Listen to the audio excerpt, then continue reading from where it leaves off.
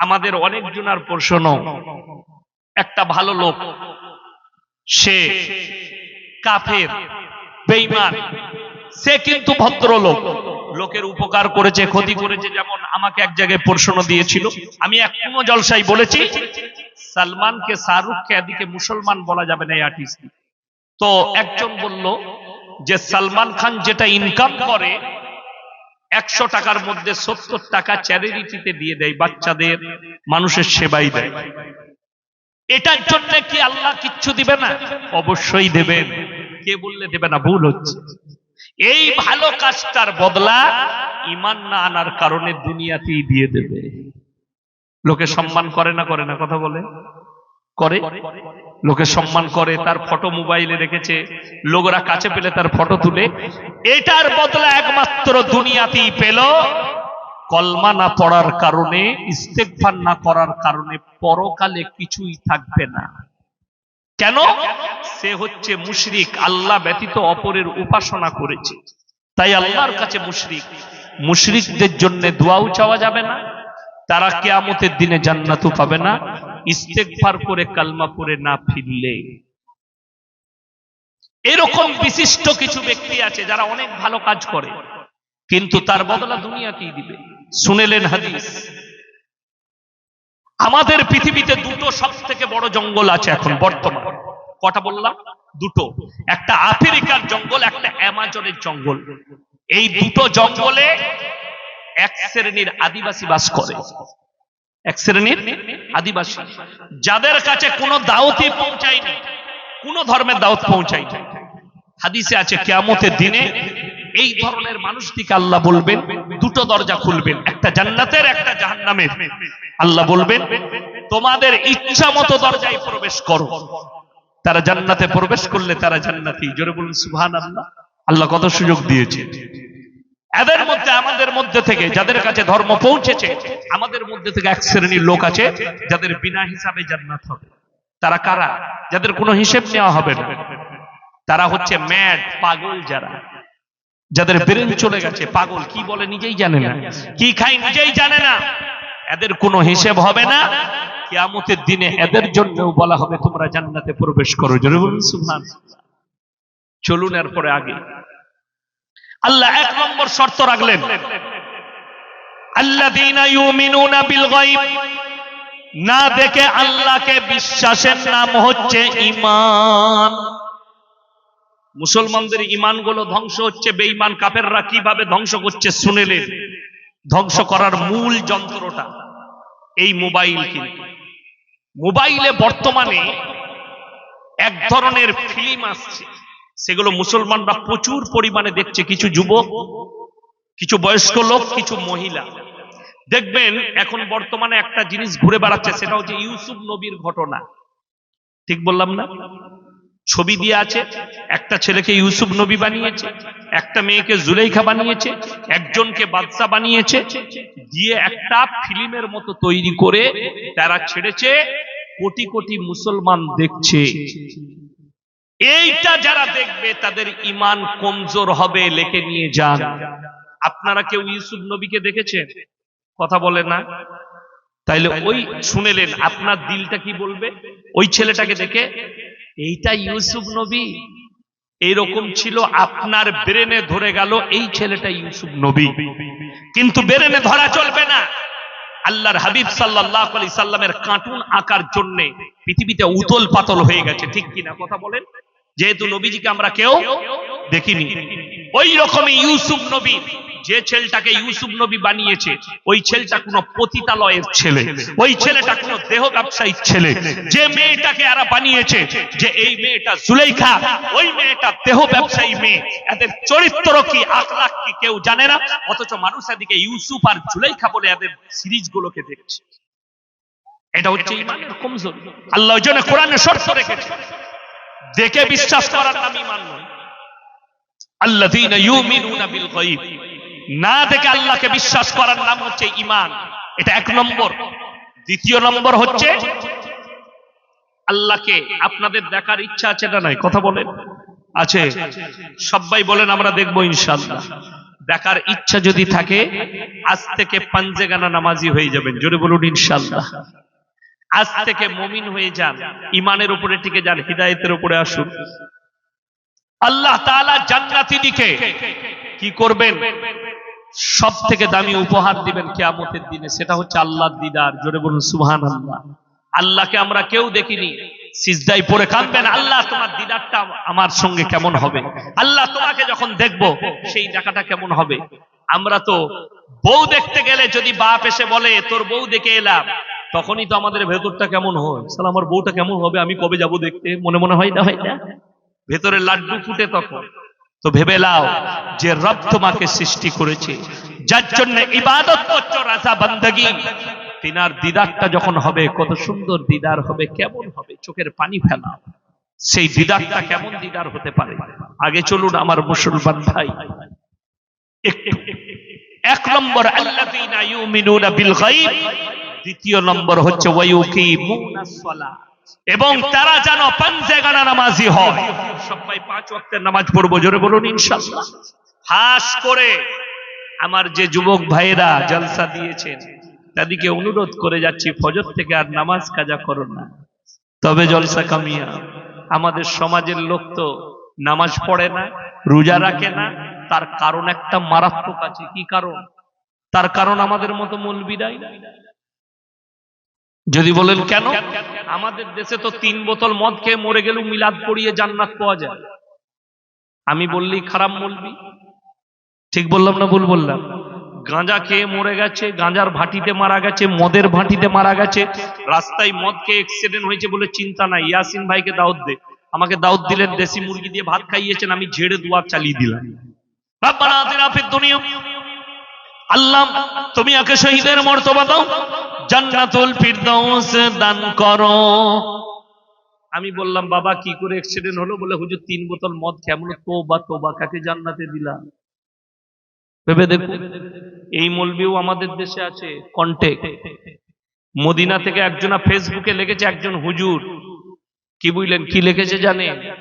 যে আমার যারা ভক্ত আছো তারা দরুদ পড়ে পাঠাও, আমি বৃহস্পতিবার পর্যন্ত মদিনায় আছি, আমি নবীর কবরে পৌঁছে দেব। এর থেকে বড় নেমক হারামি আর কিছু নাই। শুনেলেন হাদিস? আমরা দরুদ পাঠ, সবাই একবার বলুন সাল্লাল্লাহু আলাইহি ওয়াসাল্লাম। বান্দা যখন দরুদ পাঠ করে, ফেরেশতারা নবীজির কবরে পৌঁছে দেয়, জোরে বলুন সুবহানাল্লাহ। তাহলে আমি যদি এখানে বলি তোমরা দরুদ পাঠ করো, আমি সেই দিনে যাব মদিনায়, তোমাদের দরুদ গুলো পৌঁছে দেবো, তার মানে আমাকে কিছু টাকা দিবি। কথাটা বুঝতে পারেন? আজকে তো কষ্ট এটাই। হুজুর কে বলেছে আমার বাপ মরে গেছে, আমাকে ডাকলেন, হুজুর কবর জিয়ারত করতে হবে। সকালবেলায় আমার দরজায় 3 দিন জিয়ারত করলাম, 4 দিনের বেলায় জিজ্ঞেস করছে, হুজুর আপনি আমার বাপের কবর জিয়ারত করছেন, কি দেবো? কি লুঙ্গি পরে না? মানে সাদা দিবি, সাদা সাদা লুঙ্গি, সাদা গেঞ্জি। আল্লাহ, কবর জিয়ারত করে লুঙ্গি পরছে, ওই লুঙ্গিতে নামাজ হয় না? আর নিজেকে মৌলবী বলে পরিচয় দিচ্ছ, লজ্জা লাগে না? কবর জিয়ারতের লুঙ্গি পরছো, কবর জিয়ারতের গেঞ্জি পরছো, বড় কষ্ট লাগে। আমার মুসলমান ভাই, আপনি কোরআনটাকে নিতে পারেননি, আপনি কোরআনটাকে মনে করেছেন এই কোরআন মানুষ মরে গেলে এটাকে কোরআন খানি করে খাবার জন্য। আপনি মনে করেছেন এই কোরআনটা দোয়া করার জন্য, মানুষ মরে গেলে পড়ে দিয়ে তার লেগে দোয়া করার জন্য শুধু কোরআনটা। আপনি মনে করেছেন এই কোরআন পড়া, এই কোরআন পড়ে দোয়া করার জন্যই মাত্র একমাত্র কোরআনটা। না, কোরআন হচ্ছে পরিপূর্ণ একটা জীবন আদর্শ দিয়েছে। গোটা পৃথিবীর টেকনোলজি সবকিছু খুঁজছে কোরআন থেকে, আর আপনি খুঁজছেন কি?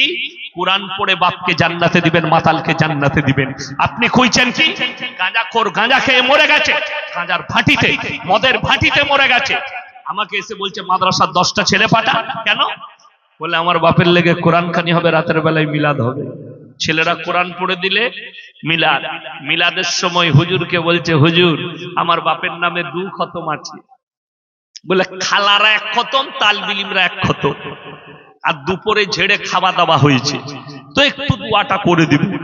মুসল্লিরাও আমিন, আর হুজুর বলছে আল্লাহ জান্নাতে ঢুকিয়ে দিবেন, আর এরা বলছে আমিন।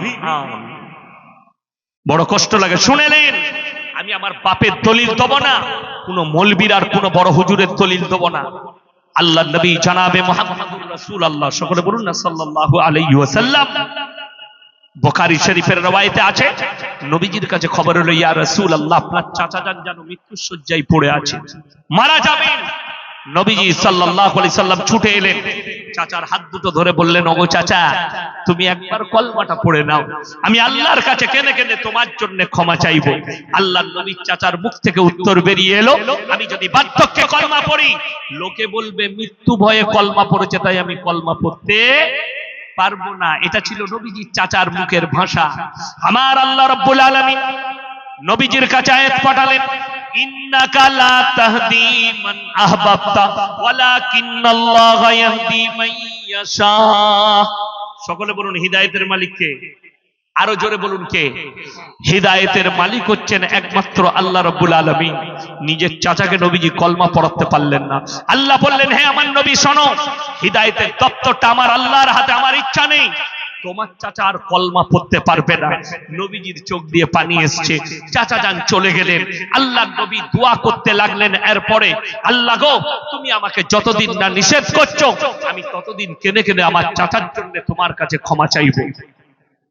আল্লাহ রব্বুল আলামিনের কাছে ক্ষমা চাইতে লাগলেন, কার জন্য? নবীজি নিজের চাচার জন্য। এরপরে আল্লাহ রব্বুল আলামিন আবার জিবরিল আমিনকে পাঠালেন কোরআন নিয়ে, মা কানা লিন নবী ওয়াল্লাযীনা আমানু আন ইস্তাগফিরু লিল মুশরিকিন ওয়ালাউ কানু উলি কুরবা। হে আমার নবী এবং মুমিনরা শোনো, এখানে আল্লাহ শুধু নবীকে বলেননি, নবী এবং মুমিনরা শুনে নাও, যারা মুশরিক হয়ে মারা গেছে, বেঈমান কাফের হয়ে মারা গেছে, তাদের জন্য দোয়া করতে পাবে না, যদিও তারা তোমাদের নিকটতম আত্মীয় হয়। বাপ হাজী সাহেব, বেটা নাস্তিক, বেটা জীবন কাটিয়েছে মদের ভাটিতে, বেটা জীবন কাটিয়েছে কুফরিতে, শিরকে, বেদাতে, ইসলাম বিরোধী কাজে। তোমার বেটা যদি মরে যায়, তার দোয়া তো দূরের কথা, তার জানাজা পর্যন্ত পড়তে পাবে না, যেহেতু সে আমার আল্লাহ বিরোধী, আমার রাসূল বিরোধী। কি করবেন? গঙ্গার ধারে ফেলে দেন, কুকুরে খাক, শিয়ালে খাক। দাফন কাফন মুমিনদের জন্য হয়, কোন দল নয়। যে কোন মৌলবীকে জিজ্ঞেস করুন, আমাদেরকে দোয়া করতে বললে আমরা কি দোয়া করি? আল্লাহ মুমিনিন মুমিনাত মুসলিমিন মুসলিমাত। আমরা নামাজ থাকলে বলতে পারবো আল্লাহ নামাজি ছিল, আল্লাহ দিনদার ছিল, ভুল হয়ে থাকলে ক্ষমা করে জান্নাতে দাও। জীবনে কিছুই নাই, কি আছে? মদ আর গাঁজা আছে, কি বিড়ি আর সিগারেট আছে, কি নেশাগ্রস্ত জীবন আছে, কি শিরক আর বেদাত আছে, কি কুফরি আছে, কি গড়াগড়ি, আর কিছুই নাই জীবনে। নামাজ, রোজা, দিনদারি, পরেশগারি, তাকওয়া, খোদাভীরুতা কিচ্ছু নেই। আপনি কি করে আশা করলেন যে আল্লাহ আপনাকে জান্নাতে দেবে? কি করে আশা করলেন এই মৌলবীকে হায়ার করে জান্নাতে দেব? শুনেলেন, এটা তো আমার নবীজির কথা বললাম। আপনাদের এখানে পুকুর আছে না নাই? কথা বলেন। মাছ চাষ হয়? পুকুর নেই? বড় বড় পুকুর আছে, দিঘি আছে। এই পুকুরে যদি পারেতে কোনো বাপ দাঁড়িয়ে থাকে আর তার সন্তান যদি পড়ে যায়, বাপ ঝাঁপ দেবে না? দেবে না? বাবা সাঁতার না জানলেও ঝাঁপ দেবে। কেন? আমার সন্তানকে বাঁচাতে হবে, পিতৃস্নেহটা, ঝাঁপ দিয়ে দেবে। পৃথিবীতে এমন একজন নবী পয়গম্বর গুজরে গেছেন, যিনি নিজের চোখেতে লাইভ মৃত্যু দেখেছেন নিজের সন্তানে, কিন্তু দোয়া করেছে, আল্লাহ হাত নামানো করাইছে। তিনার নাম হচ্ছে হযরতে নূহ নবী। নূহ নবী যখন তার কওমকে 1 বছর 2 বছর নয়, আল্লাহর হাবিব সাল্লাল্লাহু আলাইহি সাল্লাম তিনি মেহনত করেছেন ক বছর জানেন? 23 বছরের মেহনতে গোটা পৃথিবীতে ইসলাম প্রচার হয়ে গেল। জোরে বলুন সুবহানাল্লাহ। হযরতে নূহ নবী 950 বছর তার কওমকে দাওয়াত দিয়েছে। কত বললাম? 950 বছর। তারপরও মুষ্টিগত লোকই মানে নিয়েছে। নূহ নবী তার ছেলে কেনানকে এবং তার কওমকে বলছেন, আমি তোমাদের কাছে বিনীত অনুরোধ জানাচ্ছি, আমার আল্লাহকে বিশ্বাস করে নাও, তা না হলে আল্লাহ তোমাদিকে কঠিন আযাবে মুবতালা করবে। নূহ নবীর ছেলে কিনান বলল, তোমার আল্লাহ আমাদিকে কি আযাব দেবে? বললে কঠিন বৃষ্টি বর্ষণ করে বন্যায় ডুবিয়ে দেবে। নূহ নূহ নবীর ছেলে চ্যালেঞ্জ দিল, তোমার আল্লাহকে বলে দাও, তোমার আল্লাহ যদি বন্যা দেয় এমন উঁচু জায়গায় চেপে যাব যেখানে তোমার আল্লাহর পানি পৌঁছাবে না। নূহ নবীর চোখ দিয়ে পানি। ছেলে চ্যালেঞ্জ ছুড়েছে আল্লাহকে, নাউজুবিল্লাহ বলেন। এরপরে শুনেলেন যারা মনে মনে ভাবছেন আল্লাহর আযাব এলে লুকিয়ে যাব, আল্লাহর কসম করে বলছি তোমরা টেরই পাবে না আল্লাহর আযাব এসে পৌঁছাবে। যদি রাত 2টার সময় সালার এলাকার ভরতপুর সালারের মানুষ ঘুমায় আর গঙ্গা যদি গোটা সালার আর ভরতপুরকে নিয়ে ঢুকিয়ে নেয়, আপনারা খোঁজ পাবেন? কথা বলেন। সবাই ঘুমন্ত অবস্থায় থাকবেন। গোটা সালারটা শুধু নয়, আল্লাহ যদি ইচ্ছা করেন দীঘার সমুদ্রের ভারত সাগরের প্রথম ঢেউ ধুলিয়ানে মেরে গোটা মুর্শিদাবাদ, হাওড়া, হুগলি, মেদিনীপুর নিয়ে ঢুকতে পারে। পারেন না? পারেন না আমার আল্লাহ? অবশ্যই পারেন। সেই শক্তি আমার আল্লাহর আছে। আমার আল্লাহ রাব্বুল আলামিন কোরআনে বললেন, ওয়া কাম মিন ক্বরিয়াতিন আহলাকনাহা ফাজাআহা বাসুনা বায়াতান আও হুম কাইলুন। হে নবী বলে দাও, যারা চ্যালেঞ্জ ছুড়েছে, আমি আল্লাহ যখন কোন জাতিকে ধ্বংস করি নির্দিষ্ট সময়ে ধ্বংস করি, তারা টেরও পাবে না আমি আল্লাহ কিভাবে তাদেরকে ধ্বংস করেছি। তারা কোনো খোঁজ খবর পাবে না আমি আল্লাহ তাদেরকে কিভাবে ধ্বংস করব। তারা কোন রকমের কোন রাস্তাই খুঁজে পাবে না। তারা যখন গভীর নিদ্রায় থাকে, রাত্রিতে কিংবা দ্বিপ্রহরে মানে দুপুর বেলায় আরামরত অবস্থায় থাকে, আমার আযাব তাদেরকে অ্যাটাক করে। পৃথিবীতে যতগুলো নবীর বংশধরকে আল্লাহ ধ্বংস করেছেন, যতগুলো কওমকে আল্লাহ ধ্বংস করেছেন, যাদের কাছে আল্লাহ ভয়াবহ আযাব পাঠিয়েছেন, সবগুলো আরামরত অবস্থায়।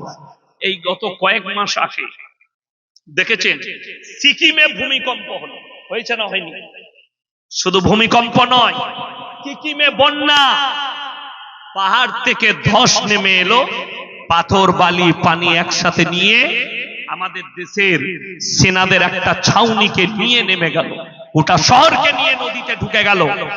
তখন বাজছিল রাত 2:10। বিশেষজ্ঞরা যারা আছেন, হাদিস বিচারক, তারা বেশিরভাগ যারা তফসির কারক আছেন, তারা এর তফসির লিখতে গিয়ে লিখেছেন এর ব্যাখ্যা যে আল্লাহ যখন আযাব পাঠিয়েছে বেশিরভাগ কওমকে ধ্বংস করেছেন রাত 2টোর পরে, যখন তাদের নিদ্রা গভীর হয়ে যায়, তখন আল্লাহর আযাব পৌঁছেছে, পালাবার কোনো রাস্তা পাবে না। আমার আল্লাহ রাব্বুল আলামিন নূহ নবীকে অর্ডার দিলেন, নৌকায় চেপে পড়ো। মশুল ধরার বৃষ্টি শুরু হলো, গোটা কওম ডুবে গেল। আযাব এসছে রাত্রি 2টোর পরে, সকাল হয়ে গেছে, সূর্য উঠে গেছে। নৌকার উপরে নূহ নবী, আর তিনি দেখতে পাচ্ছেন তার সন্তান যেন হাবুডুবু খেয়ে মারা যাচ্ছে। নূহ নবী থাকতে না পেরে আল্লাহকে বললেন, লা সিমাল ইয়াউমা মিন আমরিল্লাহ, ওগো আল্লাহ, আমার ওরসজাত পুত্র, তুমি একে রক্ষা করো। নূহ নবী যখন এই দোয়া চেয়েছেন, আমার আল্লাহ বললেন, লামিনাল খাসিরিন, হে আমার নূহ, তুমি হাত নামিয়ে নাও, যে আমাকে মানেনি, আমার নবীকে মানেনি, আমার দ্বীনকে মানেনি, তার জন্য তুমি আমার কাছে আবেদন নিবেদন করো না। লামিনাল খাসিরিন, তোমাকেও আমি ক্ষতিগ্রস্তদের মধ্যে ফেলে দেব। নূহ নবীকে আল্লাহ ধমক দিলেন, হাত নামাও। নূহ নবীর হাত নেমে গেছে, আর দোয়া করতে পাইনি। নিজের চোখে লাইভ মৃত্যু দেখেছে সন্তানের, শুধু তাই নয়, আল্লাহ কোরআনের লাকির টেনে দিলেন। এটা আমার মায়েরা বোনেরা শুনবেন, যারা মনে করছেন নামাজ পড়ি না, আমার স্বামী আলেম, যারা মনে করছেন আমার বাপ হাজি, আমার বাপ আলেম, যারা মনে করছেন মৌলবীর ন্যাজ ধরে পেরুবো, ওই জন্য শুনেলেন, ইয়াসিন নয়, আমার মতো 100টা মৌলবী সমাজে ধরা পড়বে কিয়ামতের দিনে। সমাজকে ধোঁকা দিয়েছো, প্রতারণা করেছো, প্রবঞ্চনা করেছো, মানুষকে ধোঁকা দিয়েছো। আমার আব্বার একজন ভাগ্নে হয়, আমার খুবই তো ভাই হচ্ছে, মাঝে মাঝে মাদ্রাসায় এসে অফিসে বসে আমাদের কাছে কথা বলে, মজাক করে, খুব ভালোবাসা, কালো ভাই নাই, বিসমিল্লাহ। তো বিরাট ফিগার, তো অনেক জায়গায় জলসাতেও যাই মাঝে মাঝে আমার সাথে, খুব অন্তরঙ্গ ভালোবাসা। সে একদিন বলছে, আমার কিন্তু মামার চিন্তা নাই, আমার আব্বাজিকে বলছে, বুঝলে ইয়াসিন ভাই, আমার চিন্তা না। বলো কেন? বললে কিয়ামতের দিনে আমি তোমাদের বাপ বেটার জামার পেছনটা ধরে পেরিয়ে যাবো। আমরা শালা ভালো লাইন করে রেখেছি, তাই না? দারুণ ভেবে রেখেছি। আমি তাকে বললাম হাদিস শুনেছো? বললে কেন? আমি বললাম কালো ভাই, হাদিসে আছে আল্লাহ নবী বললেন কিয়ামতের দিনে নারী পুরুষ উভয়ে উলঙ্গ অবস্থায় থাকবে, তাদের শরীরে পোশাক থাকবে না। তো তুমি ধরবে কোন জায়গাটা? তাহলে তুমি রসাটা নিয়ে যাবে। প্রজেক্টর ভাইকে আছেন, প্রজেক্টর দেখা যাচ্ছে না। আমার মুসলমান ভাই, আপনাদিকে অনুরোধ করে যাচ্ছি, যারা মনে করছেন যে ইয়াসিনের নেজ ধরে পেরিয়ে যাব, ইয়াসিনকে দাওয়াত দিয়েছি তো ইয়াসিন ভাই এসে দোয়া করবে, আমরা অবশ্যই জান্নাতে যাব। মায়েরা ভালো করে শুনবেন। এরপর দুজন নবীর বিবির দলিল আল্লাহ দিলেন কোরআনে।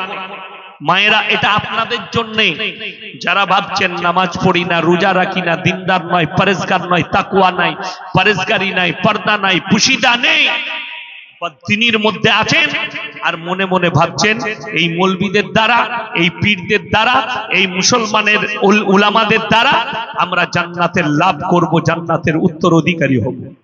দুজন নবী কোরআন নকল করলে শোনো।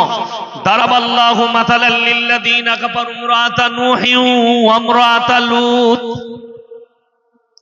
কানাতা তাহতা আবদাইনি মিন ইবাদিনা সালিহাইনি ফাখানাতাহুমা ফালাম ইউগনি আনহুমা মিনাল্লাহি শাইআ ওয়া কিলা আদখুলান নারা মা'আদ দাখিলিন। আমার দুজন উলুল আযম নবী, হাবিব পয়গম্বর নূহ নবী আর লূত নবী, এই দুজনের বিবিকে জাহান্নামে দেব, তাদের স্বামীরা আটকাতে পারবে না। আল্লাহ কোরআনে লাকির টেনে দিয়েছে, যদি নবীর বিবিরা জাহান্নামে যায় আটকাতে না পারে। হে আমার মায়েরা, বোনেরা, আমাদের মতো মৌলবীরা কি করে তোমাদেরকে জান্নাতে নিয়ে যাবে? এটা তো একটা গেল, আরো শুনে লাও। বলে দিই, আচ্ছা, স্বামী স্ত্রীর প্রতি স্বামীর হক বেশি না হুজুরের হক বেশি? কথা বলে না। কার হক বেশি, স্বামীর না মৌলবীর? কথা বলে না। 1 মিনিটের জন্য আমাকে পিঠ ধরে এলেন আপনারা। আমার হক আপনার বিবির প্রতি বেশি না আপনার স্বামীর হক বেশি? স্বামীর হক বেশি। চলুন কোরআনকে জিজ্ঞেস করুন, যে স্বামীর হক যদি বেশি হয় কিয়ামতের দিনে স্বামীকেই বেশি কাজে আসা দরকার না দরকার নয়? কথা বলে দরকার নয়? স্বামী কাছে থাকবে, স্ত্রীর কাছে থাকবে স্বামী, বাপ বেটার কাছে থাকবে, বেটা বাপের কাছে থাকবে, মা বিটির কাছে থাকবে, বিটি মায়ের কাছে থাকবে, কেউ কি ছাড়বে না। কোরআন কি বলছে শুনেলেন? এই আয়াতটা বলুন জিলাপি হুজুরকে কেটে দিতে। যারা বলছে আমার কাছে নাজরানা নিয়ে জান্নাত নিয়ে যাব, তাদেরকে বলুন এই আয়াতটা কেটে দে কোরআন থেকে, তুই বেঈমান হয়ে যাবে। কোরআন বলছে ইয়াউমা ইয়াফিরুল মারউ মিন আখি ওয়া উম্মিহি ওয়া আবি ওয়া সাহিবাতিহি ওয়া বানি লিকুল্লি ইমরিইম মিনহুম ইয়াউমাইদিন শান ইউগনি। হে আমার নবী, কিয়ামতের দিনটা তো ভয়ানক হবে। স্বামী স্ত্রীর কাছে ছুটে যাবে, স্ত্রী বলবে দুনিয়াতে আমার কোনো স্বামী ছিল না, স্বামী বলবে স্ত্রী ছিল না, মা বলবে বেটা ছিল না, বেটা বলবে মা ছিল না, বাপ বলবে বিটি ছিল না, বিটি বলবে বাপ ছিল না, বন্ধু বলবে বন্ধু ছিল না। কেউ কারুর জন্য যাররা পরিমাণ বোঝা বহন করবে না। কোরআন এটা যদি স্বামী স্ত্রীকে না চিনতে পারে, স্ত্রী যদি স্বামীর পরিচয় না দেয়, আমার খেয়ে দেয়ে কাজ নাই, তুমি আমাকে দেশি মুরগি খাইছো আমি পরিচয় দেবো? আর আমার বউ যে আমাকে সারা জীবন রান্না করে খাওয়ালোবে, কথাটা বুঝতে পারেননি? আমার বউ আমাকে সারা জীবন রান্না করে খাইয়েছে, আমি আমার স্ত্রীকে চিনতে পারবো না, তো আমি হুজুর তোমাকে কি করে চিনবো? কথাটা বুঝতে পারেননি? বুঝতে পেরেছে। কোরআন খুলেন আর এক জায়গায়। যদি বলেন আপনাদের মতো মৌলবীরা ধরা খাবেন, হ্যাঁ হুজুররাও ধরা খাবে। কোরআন খুলেন সূরা বাকারা, ইন্নাল্লাযীনা ইয়াকতুমুনা মা আনজালাল্লাহু মিনাল কিতাব ওয়া ইয়াশতারুনা বিহি সামানান কালীলা উলাইকা মা ইয়াকুলুনা ফি বুতুনিহিম ইল্লান নার ওয়া লা ইউকাল্লিমুহুমুল্লাহু ইয়াওমাল কিয়ামাতি ওয়া লা ইউযাক্কিহিম ওয়া লাহুম আযাবুন আলীম। হে আমার বিশ্বনবী, বলো তোমাদের মধ্যে কিছু এমন হুজুর থাকবে, মৌলবী থাকবে যারা নিজেদের পেট ভরাবার জন্যই আমার কোরআনের আয়াতকে লুকিয়ে দেয়। আমি আল্লাহ রাব্বুল আলামিন বলছি তারা নিজেদের পেটেতে আগুন ছাড়াই আর কিছু ভরে না। আমি আল্লাহ রাব্বুল আলামিন কিয়ামতের দিনে এই মৌলবি হুজুরগুলোকে আমি কঠিন আযাবে মুবতালা করে দেব। এই মৌলবীরা ধরা পড়বে যারা নিজেদের পেট চালাবার জন্য কোরআনের আয়াতকে লুকিয়ে দেয়, মানুষের কাছে প্রকাশ করে না।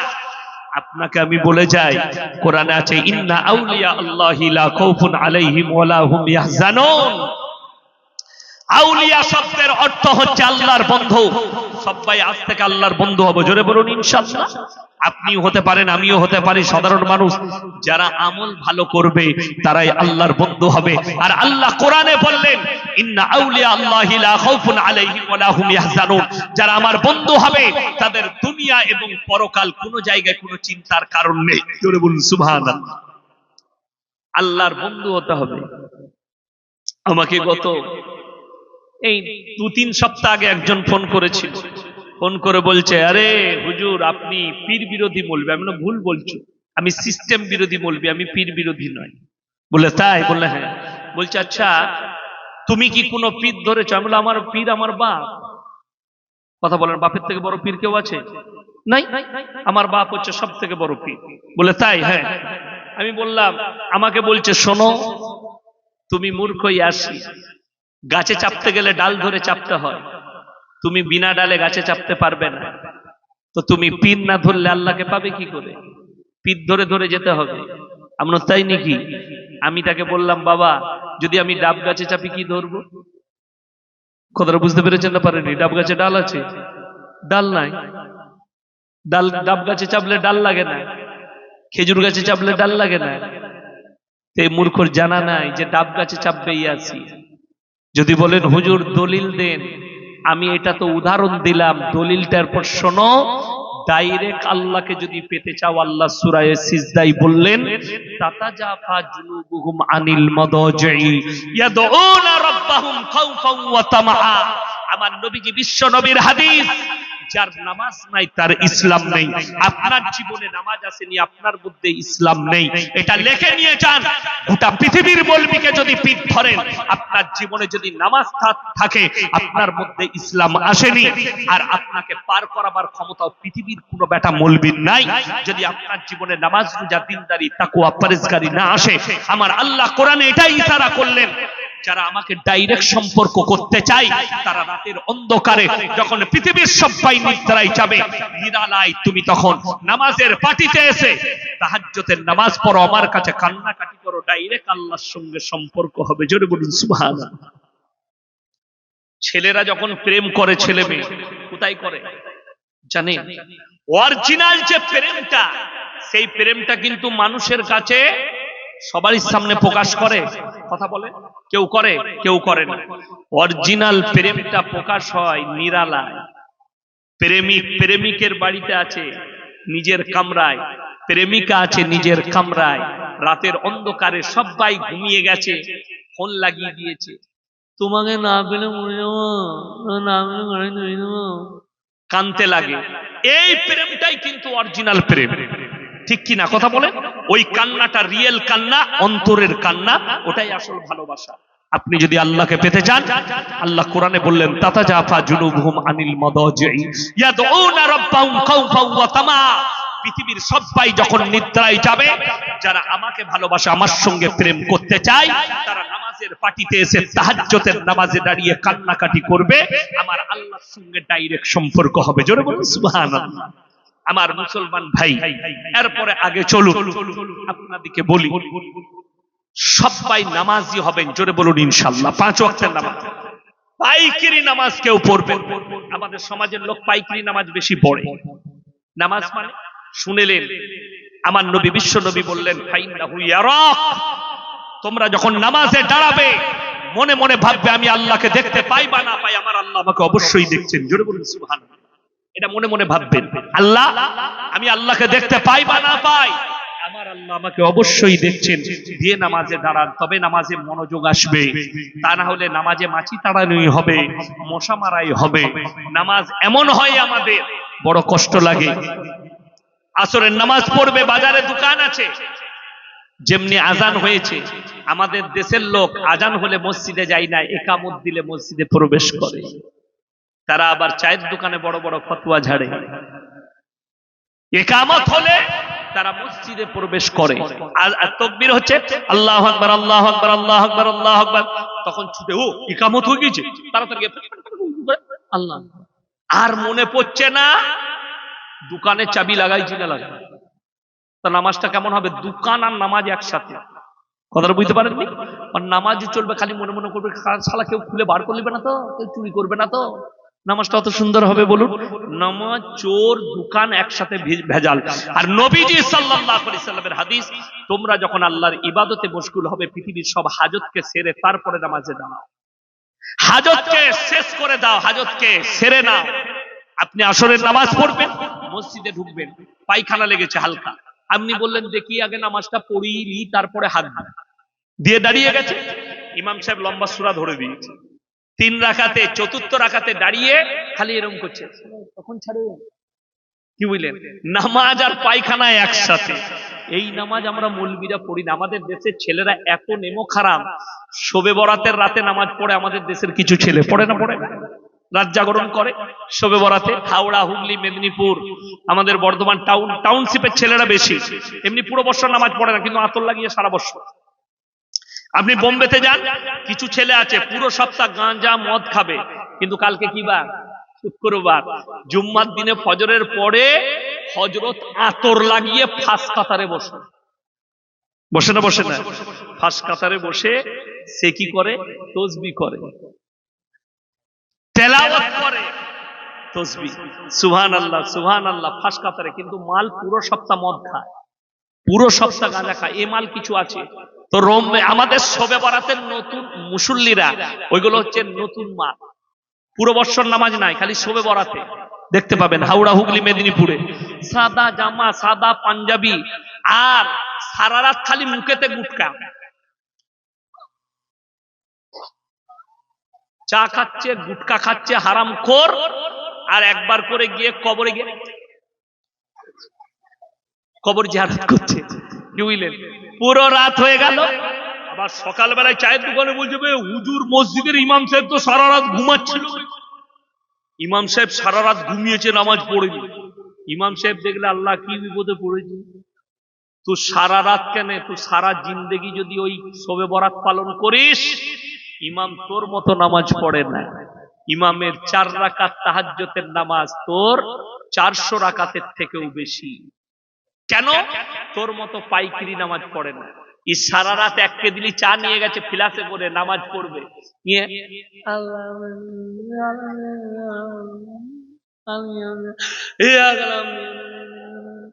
এই তো নামাজ পড়ছে আপনি, দিয়ে বলছেন ইবাদত করলাম সারা রাত। ওরে হারামখোর, ইমাম সাহেব 12 রাকাত তাহাজ্জুদের নামাজ পড়েছে আল্লাহকে রাজি করে, এবং দাঁড়িয়েছে আদবের সঙ্গে নামাজ পড়েছে জাগরণ অবস্থায়।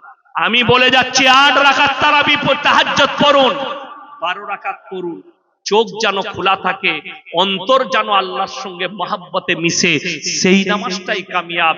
সারা রাত নামাজ পড়ে লাভ হবে না। আমাদের সমাজের লোক এটাই জানে না। এরা জানে যে কোরআনে আছে ওয়াল্লাযীনা ইয়াবিতুনা লিরাব্বিহিম সুজদাও ওয়া কিয়ামা, মৌলবীরা বলেছে তোমরা রাত জেগে তাহাজ্জুদের নামাজ পড়ো, সন্ধ্যেবেলায় রাত 10:30 11টার সময় বগলে পানির বোতল ভরে নিয়ে বউ বলছে কোথায় চললে গো? বলে আজকে দেখ না কেন ফাটিয়ে দেবো, আজকে হুজুর বলে গেছে না তাহাজ্জুদ করতে, তুই ঘরে একা শো, আমি তাহাজ্জুদ পড়ে আসি। তুই খেলানি খাবি আর হুজুরও খাবি, শেষকালে আমি মার খাবো না। ওই তাহাজ্জুদ নয়, আমার আল্লাহ নামাজ শিখিয়েছেন নবীজিকে। জোরে বলুন সুবহানাল্লাহ। কোরআনে আল্লাহ বললেন ইয়া আইয়ুহাল মুযাম্মিল, প্রথমেই প্রশংসা করলেন ইয়া আইয়ুহাল মুযাম্মিলু কুমিল লাইলা ইল্লা কালিলা নিসফাহু আও ইনকুস মিনহু কালিলা আও জিদ আলাইহি ওয়া রাত্তিলিল কুরআনা তারতিলা। ইয়া আইয়ুহাল মুযাম্মিল, প্রথমেই আল্লাহ প্রশংসা করলেন হে নবী তুমি যখন কম্বল আবৃতি করো আর মেম্বারে বসো, পৃথিবীর কোন রাজা বাদশাকে তার সিংহাসনে অত ভালো লাগে না, আপনাকে এত সুন্দর লাগে। জোরে বলুন সুবহানাল্লাহ। আল্লাহ নবীজির প্রশংসা করলেন, কুমিল লাইলা ইল্লা কলিলা, উঠে পড়ুন কখন, নিসফাহু আমিন কুসমিনহু কালিলা, অর্ধেক কিংবা তার থেকে একটু বেশি, রাত্রি 12টা কিংবা 1টা দিয়ে উঠো, বিবির হক আদায় হবে, আল্লাহর হক আদায় হবে। আল্লাহ কখনো বিবির হক মারতে বলেনি, বিবির হক মেরে আল্লাহর হক আদায় করবে, আল্লাহ এটা পছন্দ করেন না। জোরে বলুন সুবহানাল্লাহ। বিবির হক আদায় করো আল্লাহর। রাত 12টা পর্যন্ত বিবির বিছানায় সময় দিলেন, রাত 1টা পর্যন্ত সময় দিলেন বিবির কাছে, 1টার পরে চলে যান, তারপরে আপনি সময় দেন আল্লাহর কাছে, আপনার কাছে আপনি মুমিন হয়ে দাঁড়াবেন পাকাপোক্ত। আমার মুসলমান ভাই, নামাজটাকে নামাজের মতো করে নেন। কোরআনে অপর জায়গায় চলুন, আল্লাহ নামাজীদের কথা বলতে গিয়ে বললেন, কাদ আফলাহাল মুমিনুন, যারা মুমিন হবে তাদের 1 নম্বর গুণাবলী হচ্ছে আল্লাযীনা হুম ফি সালাতিহিম খাশিউন, তারা যখন নামাজ পড়ে খুজুর সঙ্গে নামাজ আদায় করে, ধীর স্থিরতার সঙ্গে। নামাজের মধ্যে খুজু আসতে হবে। আমাদের দেশে হাফেজদের দোষ নাই, দোষ কার? সমাজের লোকে। যদি কোনো হাফেজ আসতে পড়ে তাকে কি বলে, কি বলে, কি হাফেজ আনলি বে, স্পিড নাই যে, হাই স্পিড মাল আনতে পারলি না। হাই স্পিড মানে ফেরেশতারাও যেন খুঁজে না পায় মাল পড়ছে কোথায়। কি বুঝলেন? আল্লাহু আকবার, আলহামদুলিল্লাহ রাব্বিল মালিক ইয়াউমিদ্দিন, নাহমাদুহু ওয়া নাস্তাঈনুহু সিরাতাল লাযীনা আন'আমতা আলাইহিম, আলিফ লাম মিম যালিকা। এরা বলছে ফুটিয়ে দিলে, দারুণ হাফেজ এনেছিস, বুঝলি কিভাবে? বলে কিছু বুঝতে পারিনি। তোরা তো দূরের কথা, ফেরেশতারাও খুঁজে পাবে না মাল পড়ছে কোথায়। বুঝতে পারেননি? আপনি বলুন তারাবি, আলহামদুলিল্লাহি রাব্বিল আলামিন আর রহমানির রহিম মালিকি ইয়াউমিদ্দিন ইয়্যাকা না'বুদু ওয়া ইয়্যাকা নাস্তাঈন ইহদিনাস সিরাতাল মুস্তাকিম সিরাতাল লাযীনা আন'আমতা আলাইহিম গায়রিল মাগযুবি আলাইহিম ওয়ালাদ-দাল্লিন। আপনারা বুঝতে পারলেন? সূরা ফাতিহা পড়লাম, আলহামদুলিল্লাহ মালিক ইয়াউমিদ্দিন, বুঝতে পারছেন কোথায় পড়ছি? তো আপনি নেকি কি পাবেন? কেন? কোরআনে আছে, কোরআন পড়নে ওয়ালা সুননে ওয়ালা উভয়ই নেকি পাবে। জোরে বলুন সুবহানাল্লাহ। তো আপনি যদি কোরআন বুঝতেই না পারলেন তাহলে নেকি কি করে পাবেন? কথাটা বুঝতে পারেননি? আল্লাহ কোরআনে বললেন, আল্লাযীনা হুম ফি সালাতিহিম খাশিউন, তারা যেন খুজুর সঙ্গে নামাজ পড়ে, ওয়াল্লাযীনা হুম আনিল লাগবি মুরিদুন, এটা মুমিনদের গুণাবলী। এবং তারা যেন নিজেদিকে গুনাহ কাটা থেকে বঞ্চিত রাখে, পাপ মুক্ত জীবন গড়ে, জীবনে কোনো পাপ যেন না করে। আজকে আমাদের সমাজ পাপে ভরে গেছে। নামাজও পড়ে, চুরিও করে, নামাজও পড়ে, মিথ্যা কথা বলে, নামাজও পড়ে, ভাইকে ধোঁকা দেয়, সমাজকে ধোঁকা দেয়। আমাদের সমাজের অনেক ছেলে বলে, হুজুর নামাজ তো এই জন্য পড়ি না যে আমার গ্রামের লোক চুরিও করে নামাজ পড়ে। ওরে মূর্খের দল, নামাজি কখনো প্রকৃত নামাজি চোর নয়, চোর নামাজি সেজে যায়। নামাজি কখনো ব্যভিচারী হয় না, ব্যভিচারী নামাজি সেজে যায়। এটার জন্য নামাজের দোষ নয়। কেন?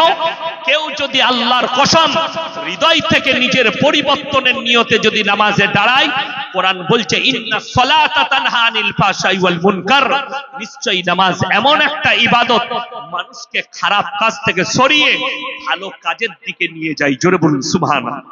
কিন্তু আপনার নিয়ত তো আলাদা। আমি চুরি করি, লোকে যেন আমাকে চোর না ভাবে। আমি সুদ খাই, লোকে যেন আমাকে সুদখোর না ভাবে। আমি লোকের মেরে খাই, লোকে যেন আমাকে এটা না ভাবে। ওই জন্য আপনি মসজিদে মাথা টুকতে যায়। তা না হলে মসজিদে জুম্মার দিনে মসজিদের দরজা থেকে কখনো মুসল্লির জুতো চুরি হয়? কথাটা বুঝতে পারছেন না? হয় না? হয় না? আমাদের দেশে হয়।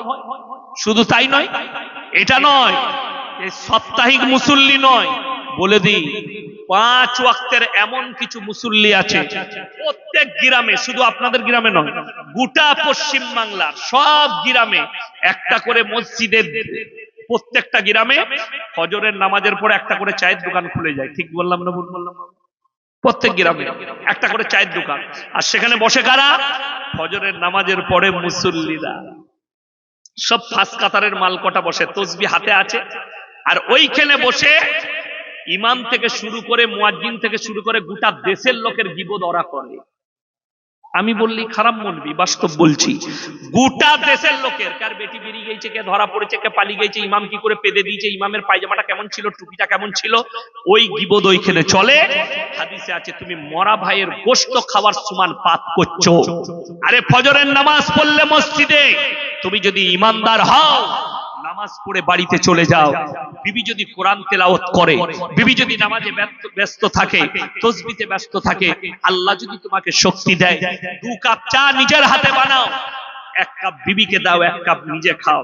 এই দেখো 2 কাপ চা তৈরি করেছি, তুমি 1 কাপ লাও, আমি 1 কাপ লই, চা খাওয়া হলো। তুমি সংসারের কাজ করো, আমি একবার বাজার থেকে কি কি আনবো বলো, এটা নিয়ে এসো। আমি একবার দোকানে যাচ্ছি, আজকে ব্যবসায়ী বসতে হবে, এই মালগুলো আজকে আসবে, আমাকে গুনতে হবে। বেরুবে যখন, বিবির কপালে একটা চুম্বন দিয়ে বেরুবে, আর বিবিকে বলবে আজকে এই তরকারি করবে, কপালে চুমু দিয়ে বেরিয়ে যাও। বিবি যতক্ষণ রান্না করবে দোয়া করবে, আল্লাহ আমার স্বামীর ব্যবসায় বরকত দাও। আর তোমার জন্য তোমার রান্না যখন করবে আর মনে মনে ভাববে আমার স্বামী আমাকে কত ভালোবাসে। সকালবেলায় নবীজি সাল্লাল্লাহু আলাইহি সাল্লাম যখন সফরে বের হতেন, বিবিদের কপালে চুম্বন দিতেন। জোরে বলুন সুবহানাল্লাহ। আর আমরা যখন বাড়ি থেকে বের হয়, তখন আপনি বাজারে যাচ্ছেন, ব্যবসায়ী যাচ্ছেন, বউকে বলছেন এই আজকে মাংস রান্না করিস তো, বলে বেরিয়ে গেল। ঠিক বললাম না ভুল বললাম? কোনো মহব্বত নাই, ভালোবাসা নাই। আরে কপালে একটা চুম্বন দাও, সবারই সামনে নয়, ঘরের ভেতরে। আবার আমি মার খাবো, হ্যাঁ, শেষকালে আমি ফেরে পড়ে যাব। আমার মুসলমান ভাই, আপনাদেরকে অনুরোধ করছি, নামাজ সবাই 5 ওয়াক্তের পড়বেন। জোরে বলুন ইনশাআল্লাহ। 5 ওয়াক্তের নামাজ কেউ ছাড়বেন না। এরপর একটু আগে চলুন আমার মুসলমান ভাইরা।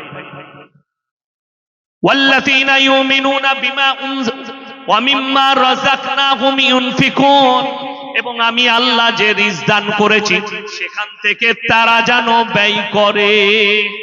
আল্লাহ যে রিজক দিয়েছে সেখান থেকে তোমরা ব্যয় করো। আল্লাহ যে রিজক আপনাকে আল্লাহ দিয়েছে, কিছু বলছেন কি হয়েছে? আল্লাহ যে রিজক দিয়েছে সেখান থেকে ব্যয় করবেন, দান করুন, নিজের চালান, হালাল মাল খাবেন সবাই। জোরে বলুন ইনশাআল্লাহ। যাদের বিশ্বাস নাই তাদেরকে বলি, সকলে বলুন রুজির মালিক কে? আরো জোরে বলুন কে? রুজির মালিক আল্লাহ। পয়সা থাকলে ভালো মন্দ খাই, এটা হতে পারে না। আপনারা কে কি খেয়ে এসে বসেছেন জানি না, কিন্তু আমাদের দস্তরখানে কি কি ছিল এটা আমি বলবো না। কি বললেন? আমরা মৌলবীরা সব ছিলাম, কি কি নাস্তা দিয়েছে বাবুরা ওটা বলবো না। সব থেকে বেতন কম আমাদের সমাজে কার? মৌলবীদের। সব থেকে ভালো খাবার কার? মৌলবীদের। কেন? হাদিস খুলেন। আমার নবী বিশ্ব নবী বললেন, যারা আল্লাহর রাস্তায় থাকবে, দিনের পথে থাকবে, আল্লাহ মৃত্যুকাল পর্যন্ত তাদেরকে ইজ্জতের রুজি দান করবে। সুবহানাল্লাহ। আপনি হালাল পথে চলুন, আল্লাহর রাস্তায় থাকুন, দিনের পথে প্রতিষ্ঠিত হন, আল্লাহ ইজ্জতের রুজি দেবে। রুজির মালিক আল্লাহ, আল্লাহ দান করেন।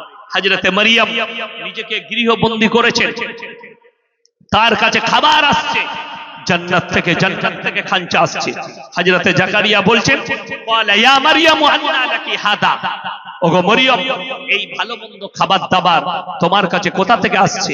মারইয়াম উত্তর দিলেন, ক্বালাত হুয়া মিন ইনদিল্লাহ ইন্নাল্লাহা ইয়ারযুকু মান ইয়াশাউ বিগাইরি হিসাব। আল্লাহ যাকে ভালোবাসেন, আল্লাহ যাকে পছন্দ করেন, তাকে বেসুমার রিজক দান করেন। কোথা থেকে দেব, কেমন করে দেব, আমি আল্লাহ ছাড়া পৃথিবীর কেউ জানে না। আচ্ছা বলুন, আমাদের বেতন কম না কম নয়? আপনি 20,000 রোজগার করেন, আপনাকে লটারির টিকিট কাটতে হয় বরকতের জন্য। তোমার থেকে দুর্ভাগ্যবান কে আছে? ইমামের বেতন 10,000, ইমামকে লটারি কাটতে হয় না। তোমার 20,000 30,000 রোজগার, তাতেও তোমার বরকত হচ্ছে না। তার কারণ হচ্ছে লটারি, তার কারণ হচ্ছে হারামের উপরে বিশ্বাস। লটারির টিকিট এই জন্য হারাম, সুদ হারাম, লটারি হারাম, জুয়া হারাম। এই জন্যই আপনি ভাগ্য পরীক্ষা করেন। ভাগ্যের মালিক সকলে বলুন কে? আল্লাহ। আপনি লটারির দ্বারা ভাগ্য পরীক্ষা করছেন, তার মানে আপনি ঈমানকে ধ্বংস করছেন নিজে, এবং ওই টাকাটা সম্পূর্ণ হারাম টাকা। ওই টাকায় বরকত পাবেন না, ওই টাকায় কোন রকমের বরকত পাবেন না। আমি কতজনকে দেখলাম বললে 1 কোটি টাকা পড়েছে, কোনো বরকত নাই। দেখেন না, যেমনকার মাল সেই জায়গায় দাঁড়িয়ে আছে। সে 1 কোটি পড়লে কি হবে, সে তো 1.5 কোটির আবার লটারি কেটে ফেলেছে। কথাটা বুঝতে পারেন? দিনা করে সে তো চান্সে আছে, সালা 5টা কবে পড়ে আমার, একটা যখন পড়েছে একটাও চালিয়ে দেব। আরে আমাদের বর্ধমান টাউনে একটা লোক 30 লাখ টাকা ইনকাম করেছে, 30 দিনে 30 লাখ টাকা লটারি কেটেছে, তারপরে ভিক্ষা চাইছে লোকের কাছে। বড় কষ্টের বিষয় আমার মুসলমান ভাই, এটা ইসলাম নয়, এটা শরীয়ত নয়, হারাম। আজকে আপনারা ভেবে দেখুন, আমাদের মৌলবীদের কতগুলো লটারি কাটা দরকার ছিল। আমাদের তো, আমার মাদ্রাসায় আমার বেতন 10,000, আপনার মসজিদের ইমামদের বেতন দেখে নেন কত করে। আল্লাহর কসম করে বলছি, রুজি আল্লাহ মাপেন। পয়সা থাকলে রুজি পাওয়া যায় না, টাকা থাকলে কখনো খাবার আসে না। খাবারের জন্য শুনে নেন, আল্লাহর কাছে দোয়া করবেন, একটা দোয়া সবাই করবেন, জোরে বলুন ইনশাআল্লাহ। কিসের দোয়া? আল্লাহ তুমি মৃত্যুকাল পর্যন্ত ইজ্জতের রুজি দান করো, এই দোয়া সবাই করবো, জোরে বলুন ইনশাআল্লাহ। আল্লাহ তুমি মৃত্যুকাল পর্যন্ত ইজ্জতের রুজি দান করো। আল্লাহর যতগুলো আযাব আছে পৃথিবীর বুকে, সব থেকে বড় আযাব হচ্ছে অভাব। সব থেকে বড় আযাব কি? অভাব। সেটা বুঝবেন কি করে বলে দিই। মায়ানমারের আং সান সুকির সৈন্যরা, আং সান সুকি সরকার, তার সেনারা যখন মুসলিমদের উপরে গণহত্যা চালিয়েছে, হাজার হাজার রোহিঙ্গা ভাইরা বাংলাদেশে আশ্রয় নিয়েছে। তারা শিবিরে আশ্রয় নিয়েছে, আশ্রয় শিবিরে।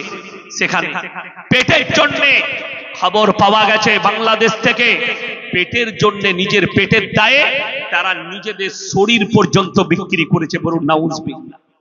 পেটের অভাব এত ডেঞ্জার, ওই জন্য আল্লাহর কাছে দোয়া করবেন, আল্লাহ তুমি হালাল রুজি মৃত্যুকাল পর্যন্ত দান করো, এই দোয়া করবেন। আমরা মৌলবীরা শুনেলেন 3000 বেতন দেন, সেই মৌলবীকে লটারি কাটতে হয় না। সেই মৌলবীর বউকে রাস্তায় বেরিয়ে 5000 টাকার মৌলবীর বউকে রাস্তায় বেরিয়ে তাকে বন্ধন লোন আর গ্রুপ লোন করতে হয় না। তুমি 20,000 রোজগার করো, তোমার বউকে রাস্তায় বেরিয়ে গ্রুপ লোন করতে হচ্ছে। আর তুমি নামাজ পড়ে নিজেকে মুমিন বলে পরিচয় দাও, নিজেকে মুসলমান বলে পরিচয় দাও। আমার ভাই, আমি ডেমো দেখিয়ে যাচ্ছি, বড় কষ্ট হবে। এখানে আপনারা বসে আছেন, আমরা যতগুলো সভাপতি থেকে শুরু করে যতগুলো আলেম উলামা স্টেজে উপবিষ্ট আছে, আমি থেকে শুরু করে সবাই, আমাদের কেউ পেট দেখতে পাচ্ছে? কথা বলবেন ইয়েস এন্ড নো। দেখতে পাননি? আমার শরীরের কোনো অংশ দেখতে পাচ্ছেন হাত ছাড়া? দেখতে পাননি? পুরোটাই জামাই ঢাকা, লুঙ্গি পর্যন্ত। রাগ করবেন না।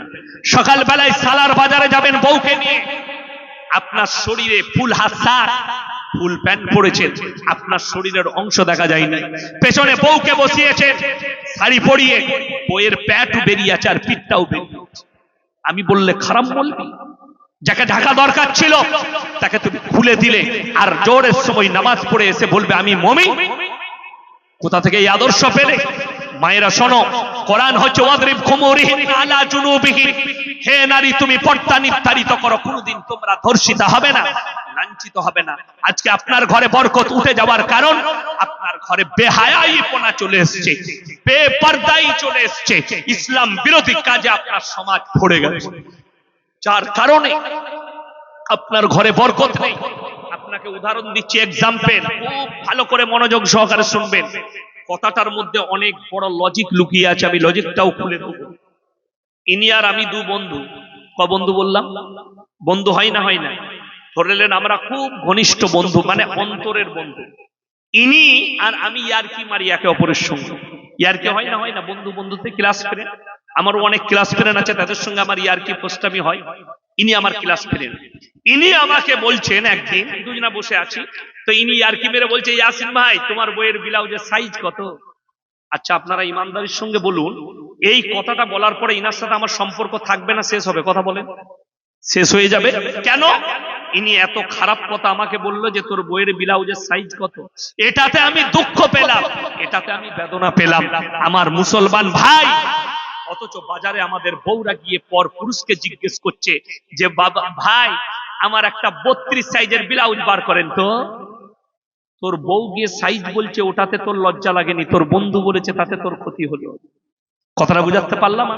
আমি গুদা বাংলায় বায়ান করি, কিন্তু একদম শুদ্ধ বাংলায় নয়। এই কথাটা আমাদের সমাজের কিছু হারামখোর আছে, যাদের বউরা বাজার করতে যায়, যাদের বউরা দোকানে বসে থাকে, যাদের বউরা বেপরদায় ঘুরে বেড়াচ্ছে, হারামখোররা ফেসবুকে আমাকে গালি দিচ্ছে, হারামখোররা ইউটিউবে এসে গালি দিচ্ছে। আমি বাপের বেটা শওকতের বেটা বলে যাচ্ছি, আমার বাজারের নাম গলসি বাজার। গলসি বাজার আর বর্তমান টাউনে কোন বাপের বেটা দোকানি যদি বলে দেয় মুসলিম দোকানি, হিন্দু দোকানি, ইয়াসিন সাহেবের স্ত্রী, ইয়াসিন সাহেবের মা দোকানে বসে একটা রুমাল কিনেছে, তার জুতোর মালা পরে আমি এই ভরতপুর থেকে বাড়ি নিয়ে আসুন প্রমাণ। আমি চলে আসবো সালার বাস স্ট্যান্ডে, জুতোর মালা পরবো ক্যামেরা চালিয়ে, মিডিয়া ডেকে। বড় কষ্ট লাগে, নিজেকে মুমিন বলে আপনি দাবি করেন, অথচ আপনার বউ বাজারে আর আপনারা ঘরে। এমন লিলজ্জা আপনি। আপনার বইয়ের একটা ব্লাউজ কেনার ক্ষমতা আপনার নেই, আপনার বইয়ের একটা বিড়া কেনার ক্ষমতা আপনার নেই, সে গিয়ে একটা পরপুরুষের কাছে কিনছে। তোমার লজ্জা লাগে না, শরম লাগে না? রমজান মাসে আমি মুর্শিদাবাদে একটা জলসা ছিল, তো জালেলিয়া মাদ্রাসার প্রধান শিক্ষক মুফতি জার্জিস হোসেন কাসমি আমার খুব অন্তরের মানুষ, অন্তরের বন্ধু। আমি বললাম ভাই আপনার মাদ্রাসায় ইফতারি করব, বলে আসুন। আমি বললাম ভাকুড়িতে জলসা আছে বহরমপুর, বলে চলে আসুন। তো আমি গেলাম, ইফতারি করলাম, দিয়ে আমি বললাম যে বাড়ির জন্য কিছু, মেয়ের জন্য, মায়ের জন্য, স্ত্রীর জন্য কেনাকাটা করব। বললে যে এক কাজ করুন, ওখানে ভালো চুড়িদার পাওয়া যায়, ওই ঝুনকা ক্লথ হাউস নতুন বড় দোকান হয়েছে, আমরা যাই। আমি গিয়ে ঢুকে দেখছি আল্লাহ, সব খালা, আমি একা খালি খালু, একটাও খালু নাই। নাউজুবিল্লাহ। সব বউরা দোকানে, সন্ধ্যাবেলায় স্বামীরা ঘরে। এর থেকে বড় দুর্দিন আর কি হতে পারে? তুমি তোমার বিবিকে পর্দায় রাখতে পারলে না। তোমার চার দেওয়ারির ভেতরে মায়েরা, আপনারা এক মিনিটের জন্য আমার কথা রাগ করবেন, যে মায়েরা জান্নাতকে কাছে করতে চান, ঘর থেকে বাজারে কম যাবেন, স্বামীকে বলুন আমার প্রয়োজনের জিনিসটা এনে দাও। হে আমার ভাই, 5 বার দোকানে যান, যদি এই ব্লাউজ না পছন্দ হয়, তোমার হয়নি সাইজে, আমি আবার গিয়ে নিয়ে আসছি, আবার নিয়ে আসুন, কিন্তু বউকে বাজারে পাঠাবেন না। তুমি যদি নামাজও পড়ো, তোমার বউ যদি বাজারে ঘুরে, তোমার নামাজের মূল্য আল্লাহর কাছে মূল্যহীন হয়ে যাবে। তুমি মুমিন তখন। যদি বলেন হুজুর মেয়েরা বাজারে যেতে পাবে না, 3টে কারণ ছাড়া বাড়ির বাইরে বেরোতে পাবে না। কটা বললাম বাবা? 3টে। এই হিজবুত তাওহীদ বলে একটা হারাম করে দল বের হয়েছে বাংলাদেশে। তাদের যে ইমাম সেলিম, সে বলছে, কে বললো মৌলবীরা ধোঁকা দিচ্ছে, মেয়েরা বাজারে যেতে পাবে না? আরে আল্লাহর নবীর জামানায় নবীর বিবিরা ব্যবসা করেছে, মা খাদিজা। আমি বললাম নাউজুবিল্লাহ। মা খাদিজাতুল কুবরা রাদিয়াল্লাহু তাআলা আনহা বিয়ের পরেও ব্যবসা করেছেন, কিন্তু যেদিন থেকে পর্দার হুকুম ফরজ হয়ে গেছে, আল্লাহর নবীর একটা বিবিও আর নিজের হুজরাখানা থেকে বের হননি। জোরে বলুন সুবহানাল্লাহ। এটা হচ্ছে হাদিস, এটা হচ্ছে সহিহ হাদিস। আমার মুসলমান ভাই, 1 নম্বর, যদি আপনার স্ত্রী খুব অসুস্থ হয়, পর্দার সহিত সব থেকে প্রথমে মেয়ে ছেলে ডাক্তার খুঁজবেন। কি ডাক্তার বললাম? মহিলা ডাক্তার খুঁজবেন। কোথায় আছে তার কাছে নিয়ে যান। যদি দেখেন সালারে কোনো মেয়ে ছেলে ডাক্তার নেই, যে প্রবলেম হচ্ছে তার, তখন বাধ্য হয়ে পর্দার সহিত আপনি সাথে থেকে সেই ডাক্তারকে দেখাবেন। 2 নম্বর, যদি কাছের আত্মীয় কেউ মারা যায়, একদম কাছের, নিজের চাচা, দাদু, দাদি, মামা, মামি, বাপ, মা, ভাই, বোন, যদি এরকম খুব নিকটবর্তী আত্মীয় মারা যায়, পর্দার সহিত যাবে এবং পর্দার সহিতই থাকবে। কথাটা বুঝে এলো না? এটা 2 নম্বর। 3 নম্বর, হজ ফরজ হলে হজ করতে যাবে। কার সঙ্গে? যার সঙ্গে বিয়ে হারাম। যার সঙ্গে বিয়ে হালাল আছে তার সঙ্গে হজ হবে না। বিয়ে যার সঙ্গে হারাম, তার সঙ্গে হজ করতে যাবে। এটা হচ্ছে নারীদের জন্য অর্ডার।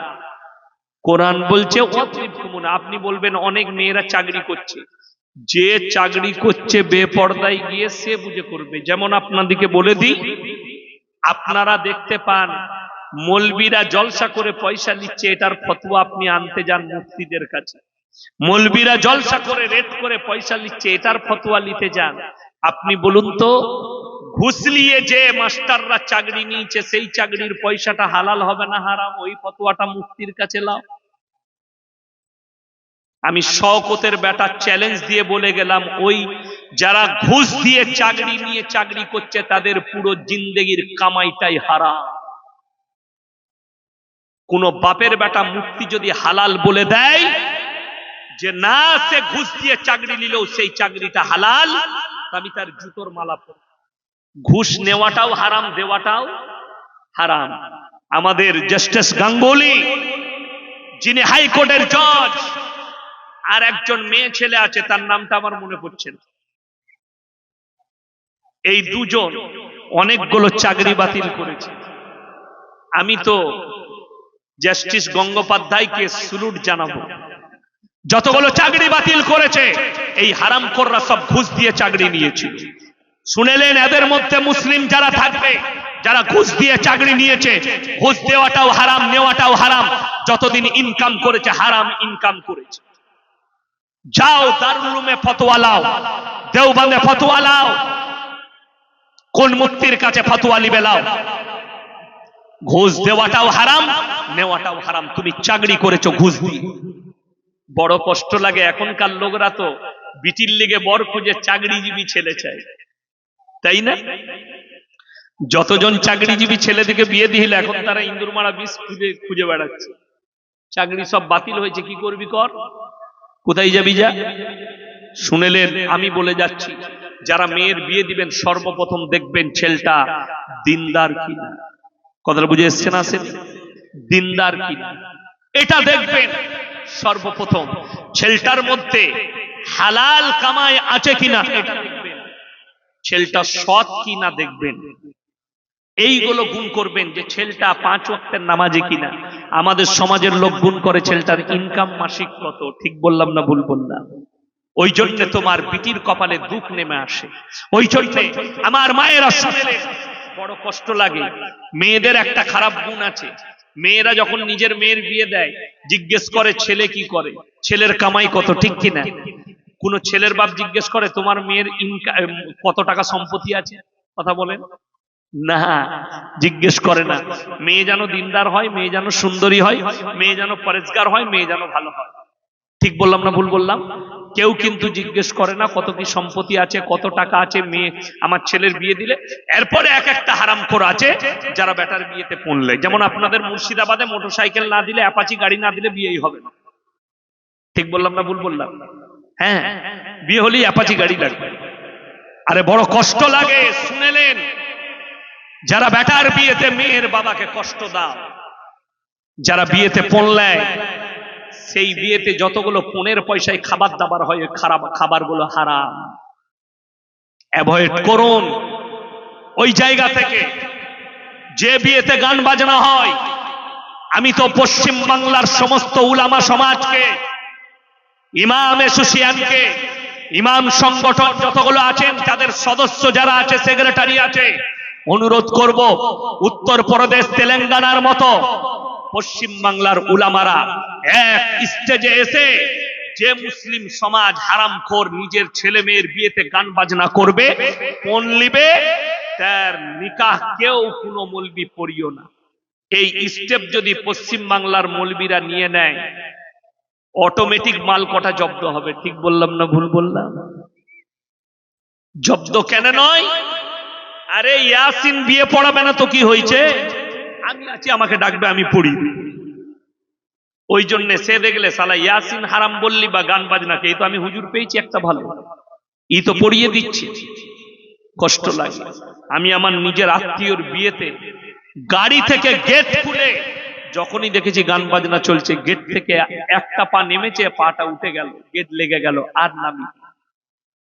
যেটা গিফট পাঠিয়েছিল বাড়ি থেকে, আমি বললাম ড্রাইভারকে এটা বাড়িতে দিয়ে এসো। ছুটে এলো, হুজুর ছোট ছেলেরা করছে গান বাজনা, আপনি আসুন। আমি বললাম তুমি কি না মরদ না হিজড়ে? তুমি হিজড়ে? ছোট ছেলেরা করবে, তাকে 2 থাপ্পড় মেরে দিলি তো তুমি পয়সাটা কে দিয়েছে, কষ্টটা কোথায় বলে দিই।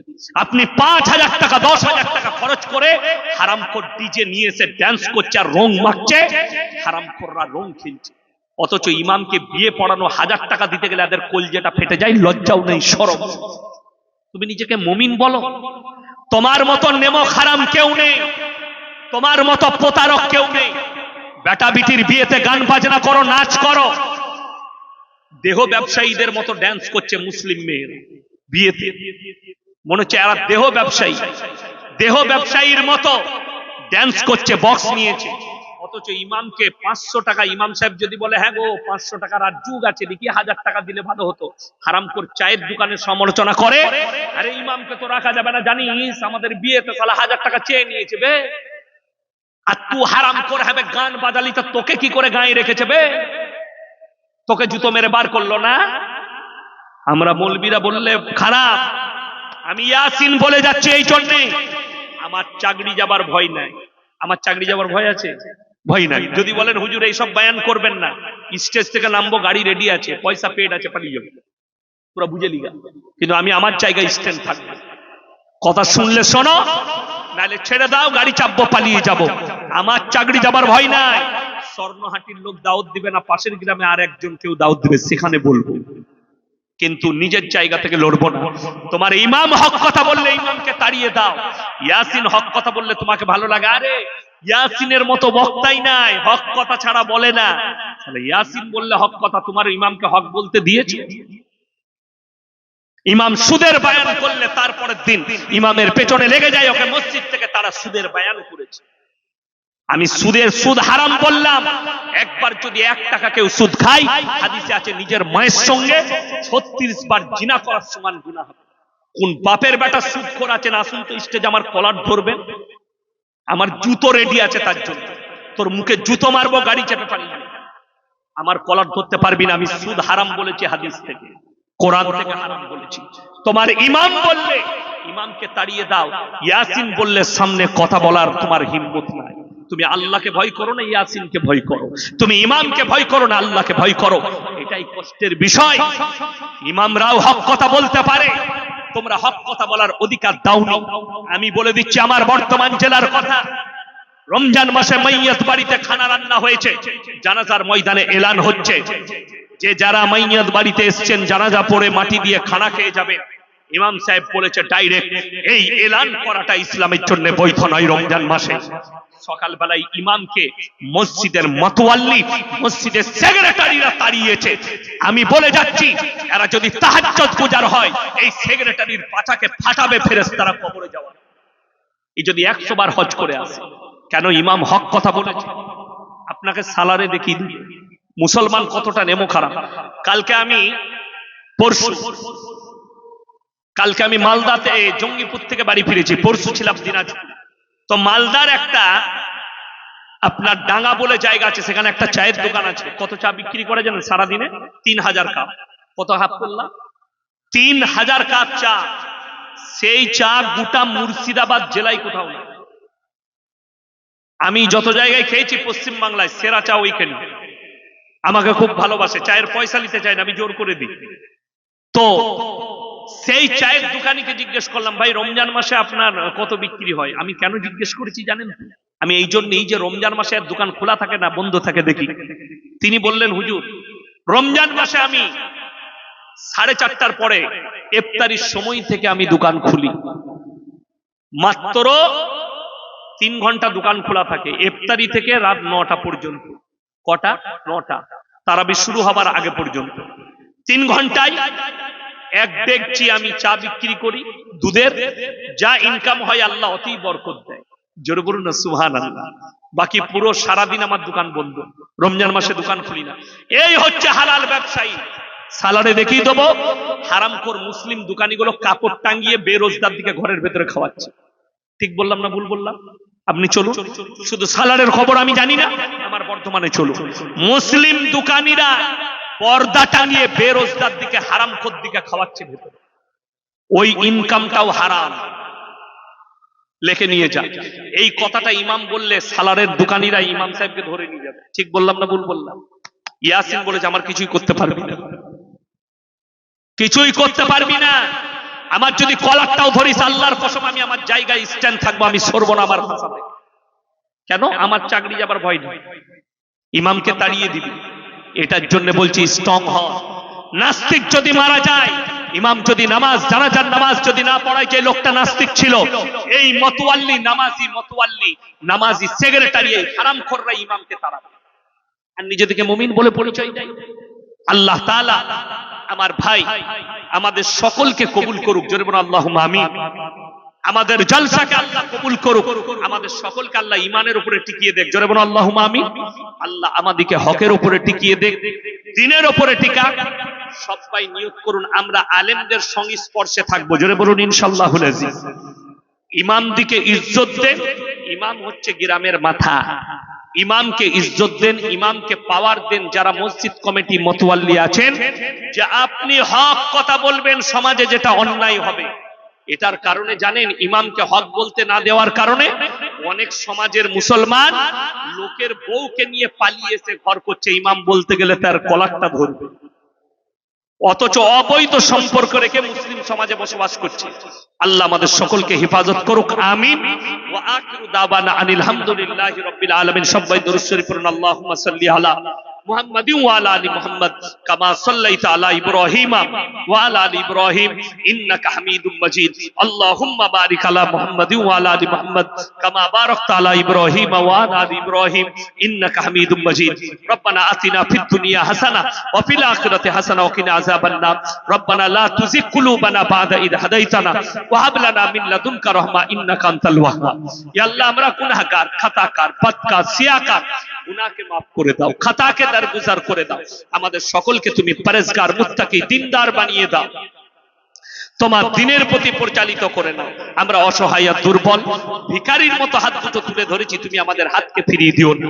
আজকের এই মজমায় যে সমস্ত ভাইয়েরা, মায়েরা, বোনেরা আমরা হাত তুলেছি, হাত তোলার পূর্বে বিগত জীবনের সমস্ত সাগীরা কাবীরা জাহিরি বাতিনি দিনের দিবালয় রাতের অন্ধকারে জেনে অজেনে যত পাপ করেছি সব তুমি ক্ষমা করে দাও।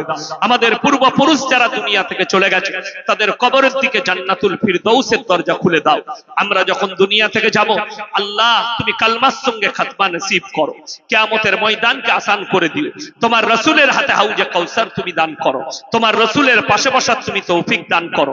ওগো আল্লাহ আমাদের মধ্যে থেকে যিনারা অসুস্থ আছেন তিনাদিকে শিফায়ে আমিলা দাইবা মুস্তাফিলা দান করো, আরোগ্য দান করো। যে ওষুধ খেলে ভালো হবে সে ওষুধের কাছে পৌঁছে দাও, যে ডাক্তারের কাছে গেলে ভালো হবে সে ডাক্তারের কাছে পৌঁছে দাও। ওগো আল্লাহ যে ভাইয়েরা মেহনত করে জলসা দিয়েছে তুমি তাদের জানের মালের ইজ্জতের বরকত দাও, কারোবারে ব্যবসা বাণিজ্য রুজি রোজগারে বরকত দাও। ওগো আল্লাহ ফিতনা থেকে, হাসিদিনের হাসাদ থেকে তুমি হেফাজত করো। যত রকমের বুরাই আছে তুমি হেফাজত করো, যত রকমের ভালাই আছে তুমি দান করো। ইয়া আল্লাহ পৃথিবীর যে কোনো কোনায় যে মুসলিম ভাইরা পেরেশানির হালতে আছে তুমি পেরেশানিকে দূর করে দাও। খাস করে ফিলিস্তিন গাজার মুসলিম নিরীহ মুসলমান ভাইকে তুমি হেফাজত করো। ও আল্লাহ আল আকসা মসজিদকে তুমি হেফাজত করো। ইয়া আল্লাহ ইসরাইলের তকদিরে ঈমান লেখা থাকলে ঈমান দাও, তা না হলে তাদেরকে পৃথিবীর মানচিত্র থেকে মুছে দাও। যারা ইসলামকে মিটাতে চাইছে আল্লাহ তুমি তাদের তকদিরে ঈমান থাকলে ঈমান দাও, তা না হলে তাদেরকে মিটিয়ে দাও, তাদের নাম ও নিশানা মিটিয়ে দাও। আল্লাহ যারা আল আকসা মসজিদকে মিটাতে চাইছে ইয়া আল্লাহ তুমি তোমার কাবা ঘরের মতো হেফাজত করো, বেঈমান কাফের দিকে ধুলিস্যাৎ করে দাও। ও আল্লাহ জানি না তুমি কাকে ভালোবাসো। কত উলামায়ে দ্বীন হাত তুলেছেন, কত ইমাম সাহেবগণ, কত মুরব্বী বাবাজি, কত হাজী সাহেব, কত মাসুম, কত নওজওয়ান, কত মাহবুব। তুমি যার হাত তোলাকে পছন্দ করো তার মুখের দিকে তাকিয়ে আমাদের এই টুটিফুটি দোয়াকে হুজুর পাক সাল্লাল্লাহু আলাইহি সাল্লামের সাদকে তু পেলে কবুল করে নাও। রব্বানা হাবলানা মিন আজওয়াজিনা ওয়া যুররিয়াতিনা কুররাতা আয়ুন ওয়াজআলনা লিল মুত্তাকিনা ইমামা। রব্বানা ওয়ালা তুহাম্মিলনা মা লা তাকাত লানা বি ওয়াফু আন্না ওয়াগফির লানা ওয়ারহামনা আনতা মাওলানা ফানসুরনা আলাল কওমিল কাফিরিন। ওয়া সাল্লাল্লাহু তাআলা আলা খায়রি খালকিহি মুহাম্মাদিন ওয়া আলিহি ওয়া আসহাবিহি আজমাইন বিরহমাতিকা ইয়া আরহামার রাহিমিন। আসসালামু আলাইকুম ওয়া রাহমাতুল্লাহ।